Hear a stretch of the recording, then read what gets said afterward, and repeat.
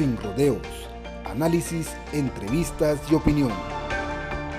Con Haroldo Sánchez, una producción de Factor 4. Buenas noches, qué gusto estar con ustedes. Hoy me siento honrado con un invitado especial. Él ha venido a recibir un homenaje en la Feria del Libro Filgua, que se está desarrollando en la capital, por una trayectoria, por todo lo que le ha dado a este país a través de la literatura. Es académico, es un hombre comprometido, su pasión es la de escribir, pero también la de enseñar, el maestro Dante Liano. Muchas gracias por aceptar este espacio de poder platicar con usted. Regresa a Guatemala una vez más y ahora es para recibir un homenaje de Filgua bien merecido, ¿verdad?, por todo lo que usted le ha aportado a este país. Pero yo quisiera empezar que me contara cómo fue ese inicio, ese encuentro con la literatura. Bueno, primero muchas gracias, Haroldo, por concederme el honor de ser entrevistado por usted, a quien ya conozco y tiene una trayectoria muy brillante en el periodismo guatemalteco. Mire, el inicio de mi actividad literaria se remonta a la niñez y eso tiene que ver con una cuestión respecto de la vocación. La vocación no es una cosa que llega del cielo, ni es una cosa que llega, digamos, por inspiración divina, sino que está dada por las circunstancias y sobre todo está dada por cómo ha sido el ambiente familiar. Entonces, no es raro que yo haya tenido una vocación literaria, porque mi padre era muy aficionado a los libros. Mi padre hacía libros, pero no eran libros de literatura, sino hacía recopilaciones de leyes de Hacienda que interesaban a los contadores, y entonces toda la familia participaba en la elaboración del libro, y ya ese contacto directo con cómo se hace un libro ya era como un empujón, ¿no?, hacia las letras. Luego también mi padre compró los clásicos Jackson, compró un ejemplar maravilloso del Quijote con ilustraciones de Gustavo Doré, y era como decirle a uno, las letras valen la pena. Entonces, desde niño yo crecí en una familia que auspiciaba la lectura y en cierto sentido también la escritura, ¿no? Entonces, ese es el camino de la vocación. En mi caso es el camino de mi vocación hacia leer en primer lugar. La primera cosa que yo he sido ha sido lector. Y bueno, después si quiere le cuento algunas anécdotas de cómo yo era un niño lector. Y enseguida cuando uno lee, a un cierto punto dice, voy a probar a ver si también puedo escribir, ¿no? Y bueno, he estado probando toda la vida a ver si puedo escribir.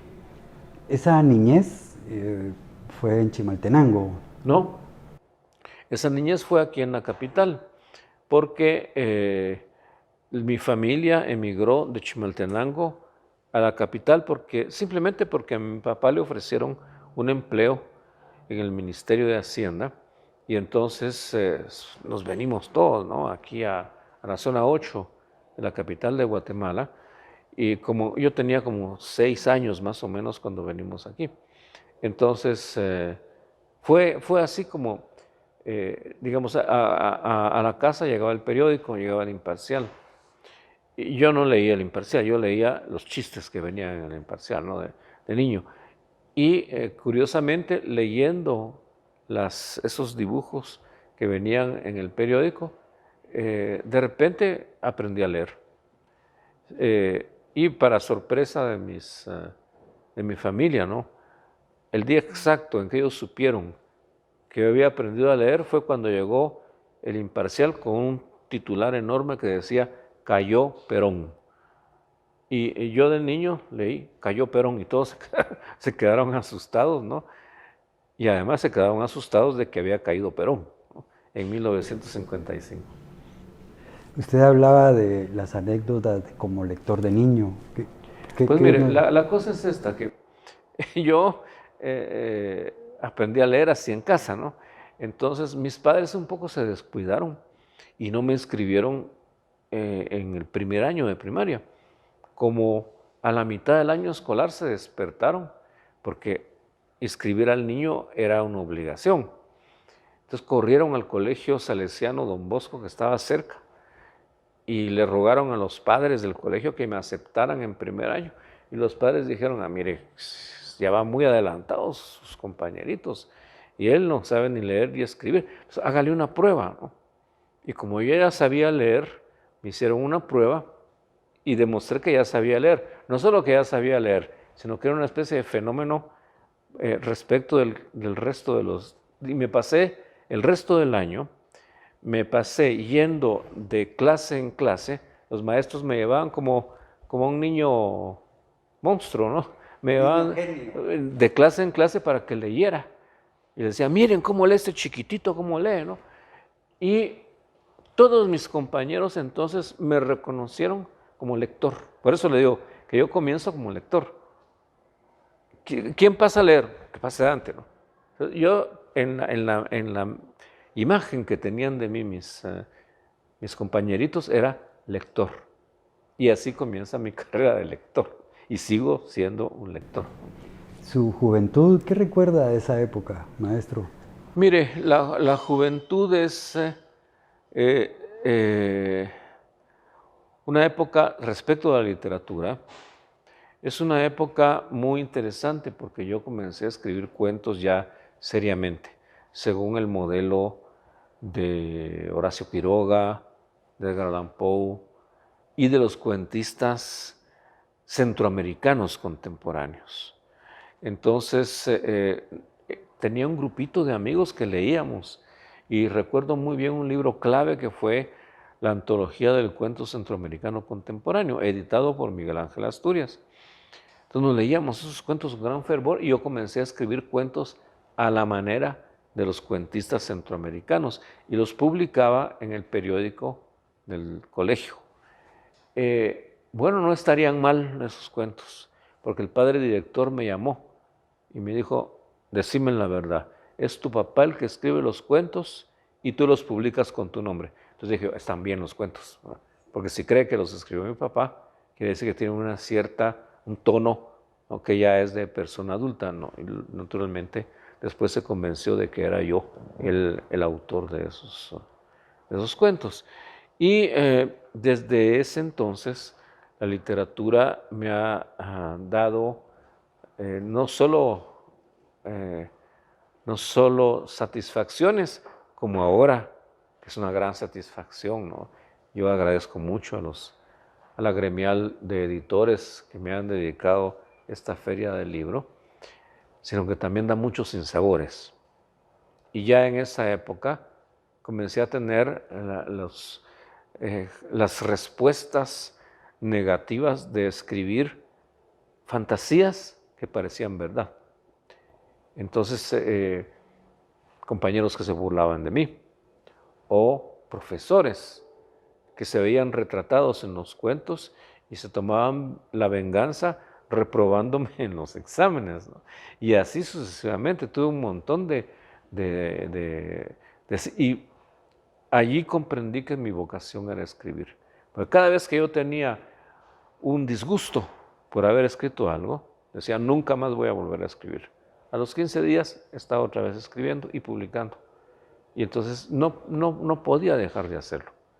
A pesar de que a lo largo de mi vida esos eran pequeños sinsabores en comparación con otros que tuve mucho más adelante.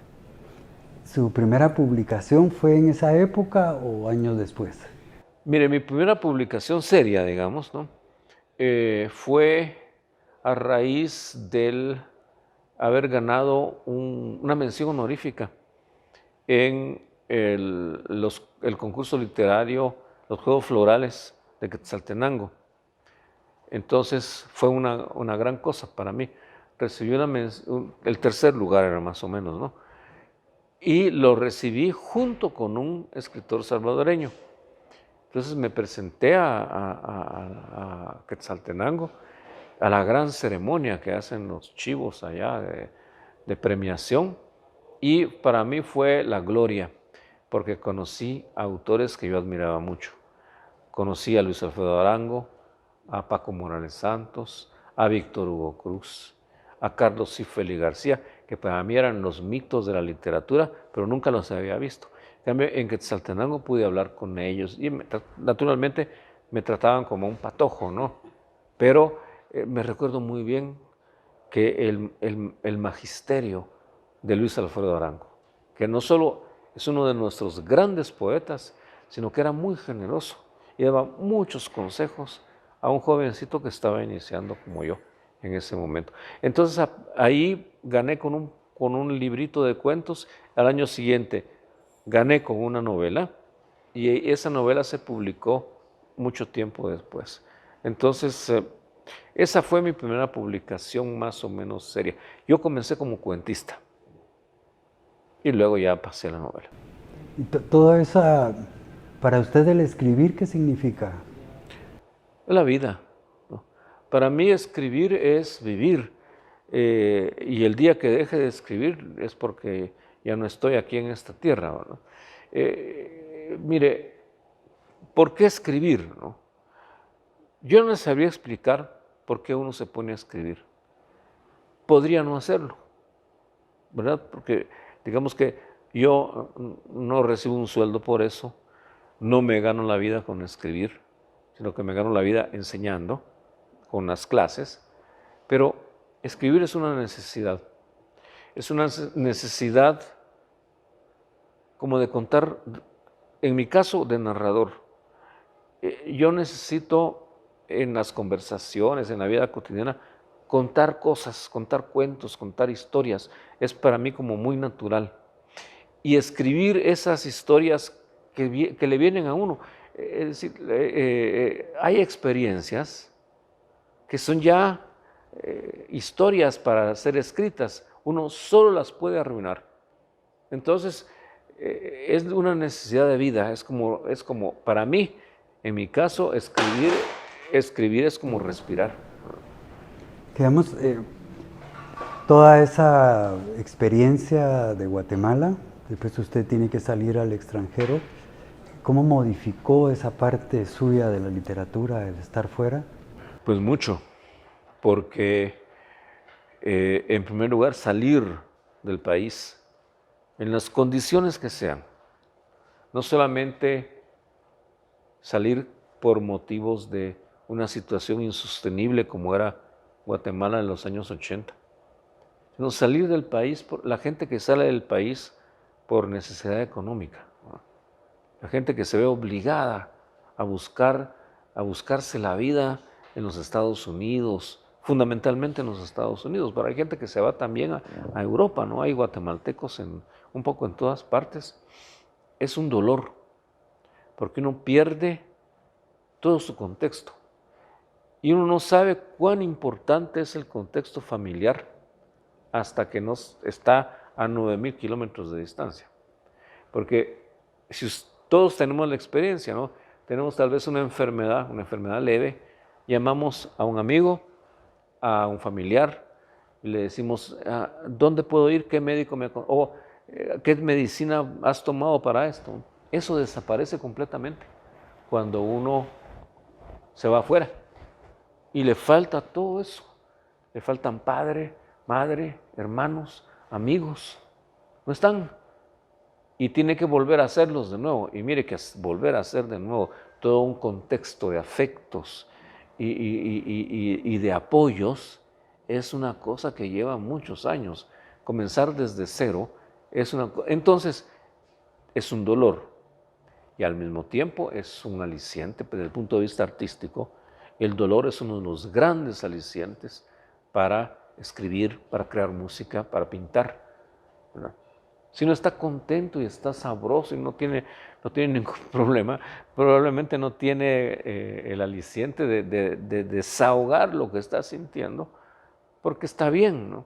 Pero en el momento del dolor es uno de los grandes momentos en los cuales uno siente la necesidad de contar o de expresar con poesía o de crear obras de teatro o de pintar o de componer música, ¿no? Por eso salir del país es cosa dura, pero al mismo tiempo es muy estimulante para la escritura. Cuando se sale obligado por las circunstancias políticas del país, uno va al exilio, y yo digo que el exilio o purifica o hace una vida muy negativa, digamos, afuera, ¿no? La angustia de la soledad, de estar fuera, de canalizar el alcohol o las drogas. En su caso, fue el estímulo y usted siguió creando. Pero ¿esa raíz guatemalteca le sigue sirviendo a usted para sus obras o el mundo se amplió mucho más? La raíz guatemalteca me sirvió siempre, porque uno lo que tiene es la necesidad de volver a crear en su mente y en su fantasía el país que dejó atrás. Entonces, parte de la creación de ese país es recordar las historias que uno dejó en su país. Y eso ha sido el estímulo para escribir las diferentes novelas que he escrito en Italia. Piense usted que yo escribí pues prácticamente todo, lo he escrito en Italia, pero todo se desarrolla en Guatemala. Y la razón es por la necesidad espiritual de reconstruir mi Guatemala, la Guatemala que yo llevo a cuestas, ¿no? Reconstruirla en cualquier lugar en el que yo esté. Yo no he escrito prácticamente nada que se desarrolle en Italia, a pesar de que llevo muchos años ahí. Pero mi país interior es siempre Guatemala, porque la lengua, el idioma con el que yo estoy escribiendo es el idioma de Guatemala. Si me permite, a propósito de lo que usted dijo, hay un libro que se llama La Casa y el Viento, de un gran escritor argentino, Héctor Tizón. Y Héctor Tizón se vio obligado a salir de la Argentina en el 76, era juez en el interior de Argentina, y se fue a España, a Madrid. Y en Madrid tenía unas depresiones, lo que usted me decía, ¿no? Unas depresiones espantosas. Entonces tuvo que ir al psiquiatra, solo que él vivía fuera de Madrid. Entonces tomaba un trencito, llegaba a Madrid, iba con el psiquiatra y regresaba a su casa. Pero Héctor Tizón se dio cuenta de que el psiquiatra estaba callado y él tenía que hablar. Entonces en el tren iba pensando, ¿y qué le cuento yo al psiquiatra hoy? Entonces iba pensando y cuando llegaba con el psiquiatra le decía, pues, todo lo que había pensado en el tren. Usted un cierto día le dijo, mire, le dijo al psiquiatra, mire doctor, yo creo que no voy a regresar aquí con... ¿Y por qué? Porque yo me preparo, ¿qué es lo que le voy a contar? Le dijo el psiquiatra, mire, ¿sabe qué? Lo que usted me ha contado en estos días, en estas sesiones, es realmente muy interesante. Escríbalo. Y así nace una de las obras maestras de la literatura hispanoamericana que se llama La Casa y el Viento. Y pudo regresar Tizón a su país y publicar la novela, ¿no? Ahora usted es un maestro en Milán, usted da clases en la universidad. De esa vida del escritor pasar al aula, ¿eso cómo lo ha manejado, maestro? Fíjese que no es muy diferente. En realidad, depende cómo uno enfoque el trabajo magisterial. Pero yo lo entiendo porque he tenido muy buenos maestros también. Yo lo entiendo que enseñar no es transmitir información. Sobre todo ahora, ¿verdad? Si uno quiere información, la encuentra inmediatamente en Internet, en la inteligencia artificial. No hay necesidad de ir a un aula de clases para obtener pura información. Pero el maestro no es solamente un transmisor de información. Es eso, pero es algo más. Yo creo que el papel de uno es contagiar a los estudiantes de la pasión por el arte y por la literatura. Ya eso de preguntarle en los exámenes qué fue lo que uno dijo, me parece obsoleto. porque no son pericos a los que uno les está enseñando, que van a repetir lo que uno dijo, ¿no? Sino que si uno ha logrado meterle a la gente, transmitirle, contagiarle la pasión, el vicio por la lectura, por la literatura, por el arte, uno ha cumplido su papel de maestro. Si no es simplemente un informador, pero no puede conformarse uno con ser un informador. Y el mejor piropo, creo yo, que le puede decir a uno un alumno es, mire, gracias a usted, yo he sido un lector toda la vida. Entonces uno dice, he cumplido con mi función. Y no es muy diferente de ser un escritor.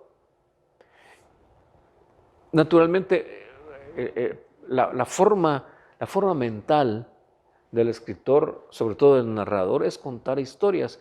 Y yo no puedo cambiar de personalidad. Entonces, cuando voy a las clases, también las clases son como relatos, ¿no?, que yo les hago a los estudiantes, aunque les esté relatando un aspecto teórico, pero la forma es más o menos la del relato. Y meto muchos cuentos, muchas historias, muchas anécdotas, y entonces la hora de clase se pasa muy rápido, para mí y también para ellos, afortunadamente. Cuando usted está fuera de Guatemala, ¿qué es lo que más extraña del país? Mire, antes extrañaba a mi madre, a mi padre, pero ellos fallecieron. Pues, ¿qué queda, no? ¿Qué queda del país? Quedan muchas cosas, ¿no? Queda el idioma. Fíjese que una cosa que yo digo siempre es que el único lugar en donde no me preguntan de dónde soy es aquí en Guatemala, porque el modo de hablar es el de Guatemala. Fíjese que son tantos años de vivir afuera y yo sigo hablando como guatemalteco. Entonces yo aquí tengo ese descanso que no me crea, a mí me fastidia que la gente me pregunte, ¿y usted de dónde es? Entonces soy de Guatemala. ¿Y dónde queda Guatemala? Y comienza una cosa muy repetida. Aquí nadie me va a preguntar, ¿usted de dónde es? ¿No? Porque ya por el modo de hablar, el idioma y la cultura. Los guatemaltecos tenemos una cultura, en el sentido antropológico, que está muy definida. No somos como los salvadoreños, ni como los hondureños, ni como los mexicanos. Tenemos una forma de ser muy guatemalteca, ¿verdad?, que puede ser vista muy bien, porque la gente dice, ay, pero qué educados, ¿no? Qué tímidos, nunca piden las cosas, nunca gritan, nunca alzan la voz, ¿no? Imagínense en España, hay tantos chistes sobre los guatemaltecos en España, porque nosotros hablamos bajito y los españoles hablan alto, ¿no? Y entonces, esa es una forma de la cultura. También otra forma de la cultura es ser muy susceptible. Los guatemaltecos somos extremadamente, nos ofendemos por cualquier cosa, ¿no? Entonces, pero vivir en países donde la gente le grita a uno no puede darse el lujo de ofenderse cada 5 segundos, ¿no?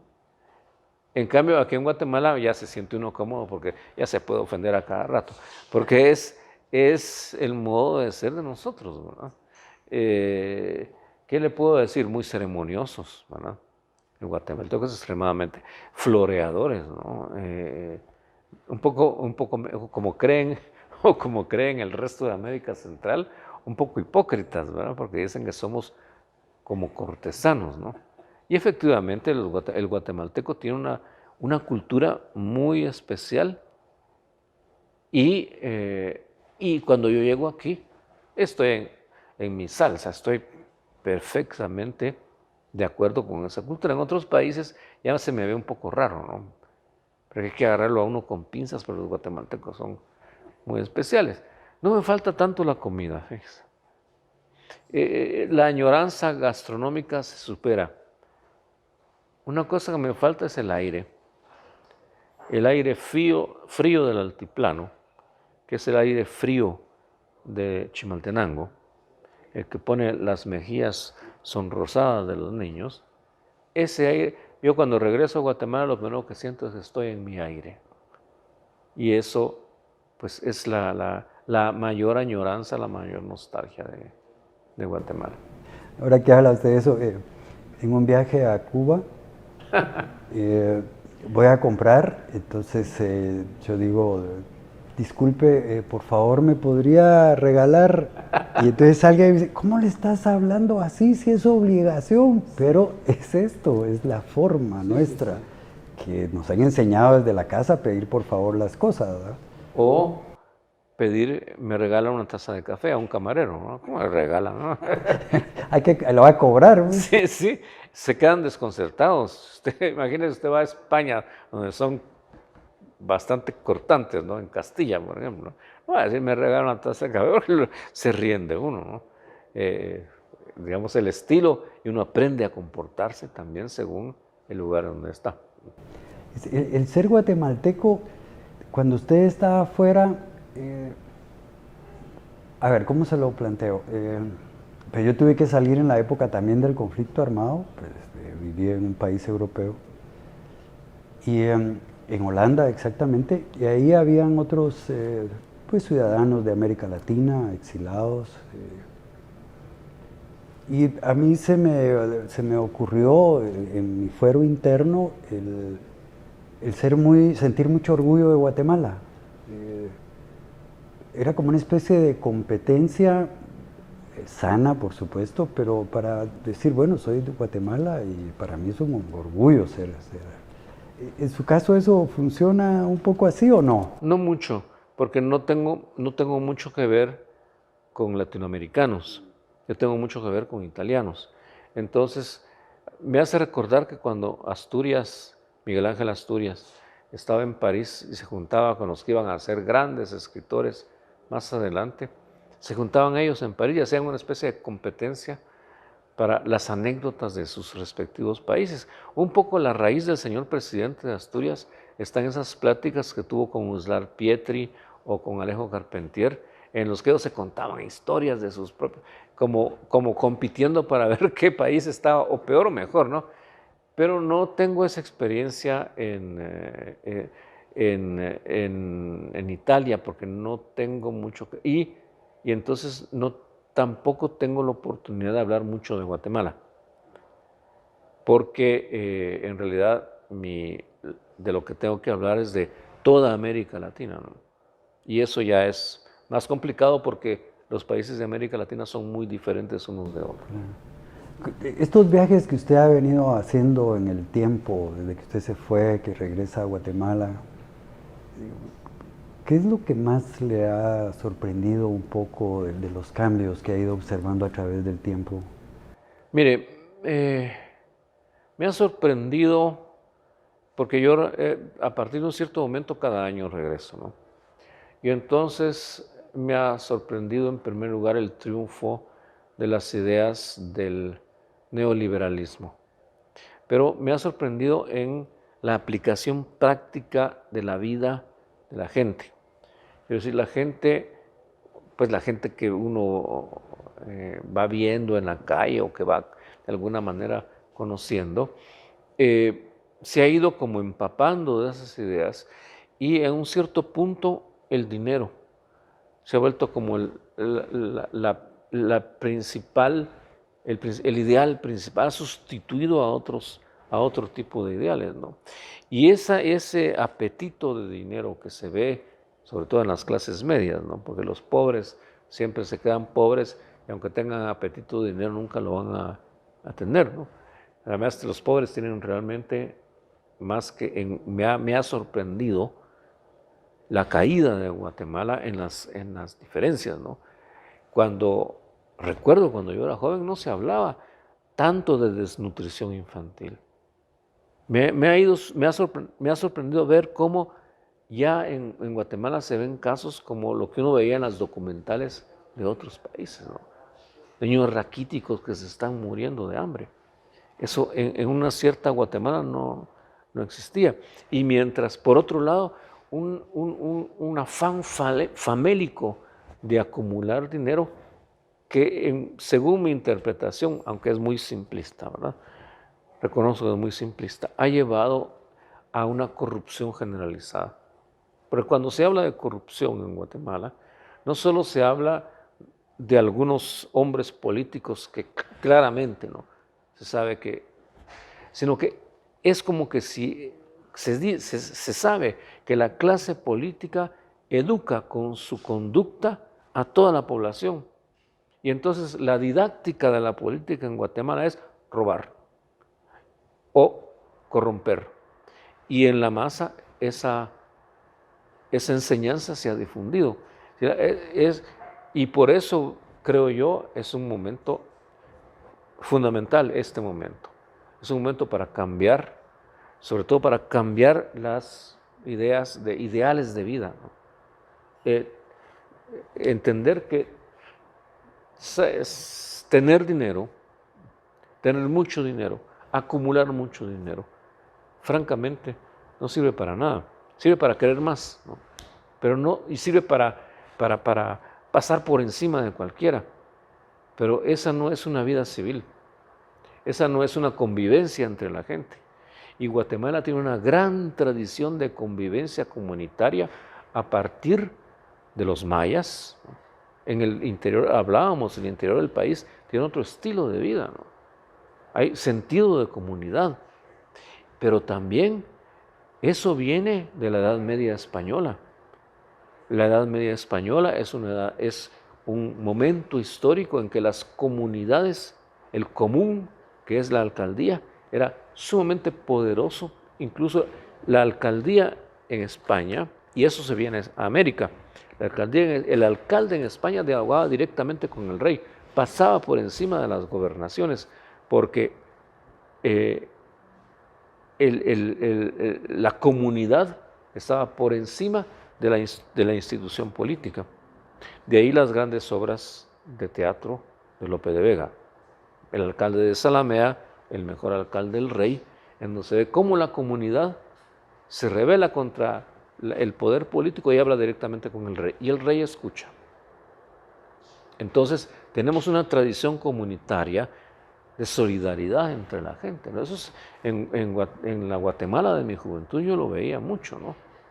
Y entonces es una cosa que está en nuestros genes, está en nuestra cultura. Simplemente hay que recuperarlo. Hace unos días firmó usted un documento con escritores y editores de libros, lo cual a mí me demuestra que usted sigue teniendo un compromiso con el país y con su gente. ¿Qué lo llevó a formar parte de este grupo de guatemaltecos, hombres y mujeres, que firma este documento? Mire, la conciencia de que hay momentos en la vida de una persona, de cualquier persona, no importa si es escritor, si es albañil o si es lo que sea, no importa la profesión que tenga, pero hay momentos en que la historia lo interroga a uno y lo interpela y le pide una actitud. No siempre, no es una cosa permanente. A veces uno tiene que, por prudencia o por modestia, ¿no? Uno dice, ¿quién soy yo? ¿No? Yo no soy de los que se pronuncian cada vez que ocurre una cosa, ¿no? Porque también hay que tener conciencia de los propios límites. Pero hay momentos en que la historia le dice a uno, bueno, ¿qué va a decir? Usted tiene que decir algo. Y este es el momento de decirlo. Y entonces, con todos sus amigos, colegas, conocidos, ¿no? Entendimos que era un momento, este es un momento de decir algo. Porque si uno no habla en este momento, de alguna manera en la historia va a quedar que uno se cayó cuando tenía que decir. Como también uno tiene que callar cuando no tiene nada que decir. Entonces eso es lo que,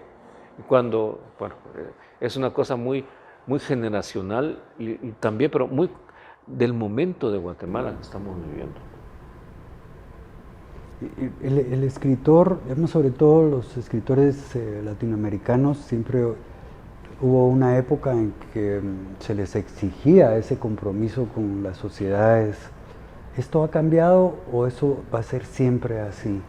Mire, yo creo que va a ser siempre así, en la medida en que las sociedades latinoamericanas sigan siendo como son. en el sentido de que un escritor en América Latina, salvo excepciones muy raras, no vive de su literatura, no vive de vender libros, ¿no? Por razones socioeconómicas muy conocidas, ¿no? Excepto, ¿qué le puedo decir? Isabel Allende, Gabriel García Márquez y no sé quién más. Vende tantos libros que puede, Mario Vargas Llosa, ¿no? Vende tantos libros que puede vivir de eso. Pero la mayor parte de los escritores latinoamericanos son escritores y al mismo tiempo la mayor parte son periodistas o profesores universitarios. Entonces, lo único que tiene un escritor latinoamericano diferente de los escritores norteamericanos y de los escritores europeos es que tiene un prestigio enorme. Precisamente porque trabaja para algo que es espiritual, que da satisfacciones espirituales, no satisfacciones materiales. Entonces, por eso mismo la gente como que ve que los escritores luchan por por elevar un poco el espíritu y la estética, y eso da, en nuestras sociedades que todavía tienen valores, ¿no?, da prestigio. Y como el escritor tiene prestigio, entonces se le exige que hable sobre situaciones que están afuera, digamos, de la pura estética de la escritura. Se le pide que diga algo sobre las desigualdades, que diga algo sobre la injusticia, que son todas cosas, si usted lo piensa bien, la desigualdad, la injusticia, son poco estéticas, ¿no? Quiero decir, uno tiende a lo bello, tiende a lo bueno y tiende a lo bello. Todo lo que es malo, ver a la gente que se muere de hambre, ver a la gente que es explotada, ver a la gente maltratada, es, por decirlo de alguna manera, feo. Y si uno ha dedicado su vida a lo bello, a la estética, no puede más que rechazar, simplemente por estética, aunque parezca un poco ridículo esto que estoy diciendo, pero es así. Digamos, la explicación de por qué la mayor parte de intelectuales están de un lado y no están de otro, es porque un mundo feo, un mundo espantoso, no coincide con la armonía que uno piensa construir con el arte y con la literatura. Es una explicación del rol que han tenido en América Latina. En cambio, en países donde los escritores viven de su literatura, donde las cosas son más armónicas, el escritor tiene menos prestigio. No le preguntan sobre la situación política, ¿no?, porque para eso están los politólogos y los especialistas. El escritor tiene que ser un hombre orquesta que habla de esto y lo otro y lo demás allá, tratando sobre todo de tener una línea moral, una línea ética, que sea una línea estética también. Maestro, muchísimas gracias. Gracias, Haroldo. Es un verdadero gusto hablar con ustedes, como estar frente a un maestro que uno puede asimilar cultura, sabiduría, honestidad. Pues mira, Aldo, yo no siento así, fíjese. Estoy muy consciente de mis grandes límites y creo que estar consciente de los límites que uno tiene es lo que lo estimula a tratar de mejorar siempre, a tratar de escribir mejor, porque uno cuando ve un libro que ha publicado lo que encuentra son los defectos, ¿no? Y entonces en la próxima novela voy a tratar de ser mejor. Entonces yo le agradezco mucho lo que me dice, porque me conforta, pero sí sigo consciente de defectos y de límites. Y creo que eso es muy importante para cualquier persona. Yo solo deseo que la próxima vez que regrese encuentre un mejor país. Estoy seguro, porque he hablado con muchas gentes en estos días, ¿no? Y he encontrado un espíritu nuevo en Guatemala, que hace muchísimos años no veía. Y eso me da mucha esperanza para nuestro país, que merece merece mucho y merece mucho más y mucho mejor. Y ese es el auspicio y el deseo que yo tengo para el país en el cual nací. No, muchas gracias. Bueno, estaba escuchando en este momento las palabras del maestro Dante Liano y sentí en el cuerpo, como decimos, piel de gallina que se puso, ¿no? Porque efectivamente merecemos una primavera nueva, refrescante. Guatemala y los guatemaltecos merecemos vivir con dignidad, con respeto, de una manera más humana, pero todos, sin excepción. Hay una Guatemala que sufre, fíjense que somos el país número 1 en muertes por desnutrición. Eso no puede ser posible. Mientras vemos una parte de Guatemala donde los edificios están ahí, donde hay otras oportunidades de vida, lo cual tienen derecho, pero este derecho debe de ser comunitario para todos.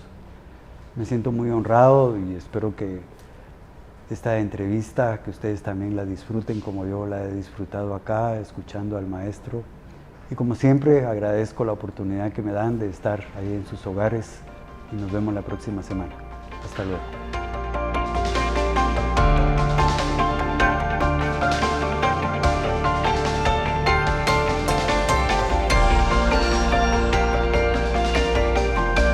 Sin rodeos, análisis, entrevistas y opinión.